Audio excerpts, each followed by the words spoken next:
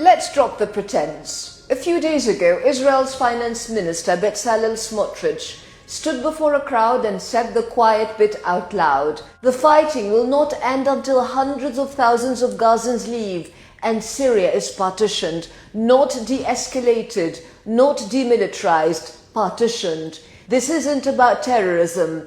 It isn't about defense. This is about erasure of nations, of people, of memory itself. Yesterday, Israeli warplanes bombed the area surrounding the presidential palace in Damascus. A direct strike on the seat of symbolic authority meant not just to wound, but to humiliate, to show that no institution is sacred, no boundary respected, no sovereignty recognized, and it was only the latest. Earlier in April, Israeli jets tore once again through Syrian airspace, raining down missiles on everything from military installations to residential streets. In the south, near the ancient city of Nawa, Israeli ground forces moved in, killing 9 civilians. And this wasn't just anywhere. Nawa, birthplace of Imam al-Nawawi, one of the most venerated scholars in Islamic history. You don't just bomb Nawa. You take aim at a legacy, a living,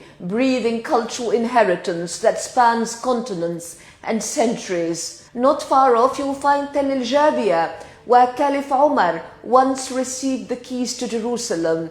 That's not just soil, it's sacred. This region, Huran, has given the world jurists, scholars, historians, Ibn al-Qayyim al-Jawziyya, Ibn Kathir, names uttered in mosques and lecture halls from Morocco to Malaysia. It's where the Battle of Yarmouk turned back the Byzantines and changed the course of history. So no, this isn't just a border skirmish. It's a full-blown assault, not just on sovereignty, but on cultural continuity. Since Assad's fall in December 2024, Israel's been hammering Syria with airstrikes, military bases, air defense systems, infrastructure leveled. One day after Assad scurried off to Moscow, Israel declared plans for a so-called sterile security zone inside Syrian territory. 400 square kilometers of occupied land, more than the entire Gaza Strip. And now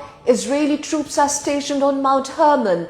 Defense Minister Israel Katz declared, "We will remain." No exit strategy, no time limit, just permanent presence, de facto annexation. And of course, we're told it's all about protecting the Druze. Yes, the minority defense gambit, the oldest trick in the colonial handbook. Never mind that the Druze inside Israel, the ones who serve in the IDF, who've buried their dead under Israeli flags, are still treated as second-class citizens in the so-called Jewish state. Their villages unrecognized, their homes demolished, their identity legislated into silence. But in Syria, suddenly they're in the center of moral concern. Convenient, isn't it? Let's call it for what it is. Cynical exploitation wrapped in the language of humanitarianism. And this is only the beginning, because Israel's leaders aren't even bothering to hide their ambitions anymore. The vision for Syria, not reform, not even regime change, disappearance. Israeli Foreign Minister Gideon Saar said it plainly. The idea of a single sovereign Syria is unrealistic. And then came Rami Samani, Israeli lawyer, military lecturer, and walking Freudian slip. He said this, and I quote, "Syria is an artificial state that has disintegrated. It has never had a real right to exist. It is not an Arab state and certainly not a nation state of anyone. Erdogan supports a united Syria. Israel's interest is completely the opposite. Israel can and must cause Syria to disappear. In its place will be 5 cantons. Israel must deepen its grip on the interior of Syria." There you have it. This is not mere rhetoric, it is policy. This isn't about security, it's about cartography by conquest. The plan: break Syria into pieces. A Kurdish canton in the northeast, a Druze protectorate in the south, an Alawite enclave hugging the coast, and scattered Sunni territories stripped of power, autonomy and voice. Why? Because a fractured Syria can't have sovereignty.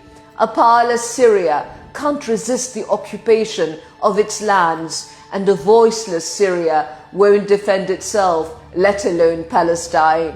This is not peace, it is paralysis. This is not protection, it is permanent control. And it doesn't end at Syria.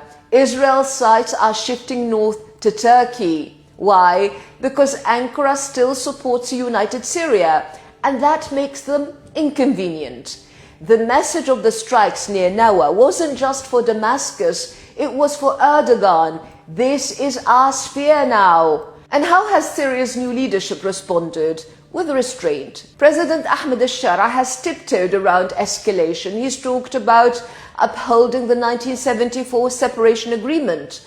He's even floated the idea of normalizing ties with Israel, joining the so-called Abraham Accords, if the conditions are right.